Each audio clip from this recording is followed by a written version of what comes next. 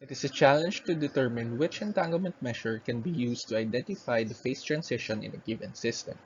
In this study, we investigate one entanglement measure called the Schmidt gap and check if it can probe the phase transition of the one-dimensional Ising model with Dzyaloshinsky-Moriya interaction. Calculations were done using density matrix renormalization group. It works by increasing the Hilbert space from a small system and keeping the states with largest contributions to obtain the essential physics of the system.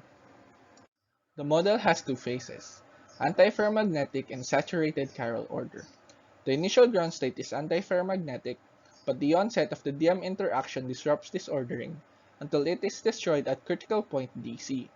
This transition can be probed using staggered magnetization. Simultaneously, the chiral order increases and saturates as D approaches infinity. The antiferromagnetic phase transition was probed using staggered magnetization. An inflection point at D approximately 0.5 was observed. This suggests the presence of the critical point near this area. Entanglement was quantified using middle-sized variance and Schmidt gap, which is defined as the difference between the two largest eigenvalues of the entanglement spectrum. At D less than a critical point, fluctuations are low and Schmidt gap is high, which indicates low entanglement.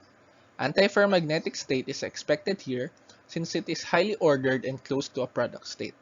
At D greater than the critical point, high fluctuations and low Schmidt gap suggests stronger entanglement. This can be attributed to the strong chiral order of the system. The slopes of the calculated quantities were determined to be in the same general location. A drop in staggered magnetization reflects a drop in the Schmidt gap and a rise in the variance. This relationship indicates that the Schmidt gap is a good probe for the phase transition of the model.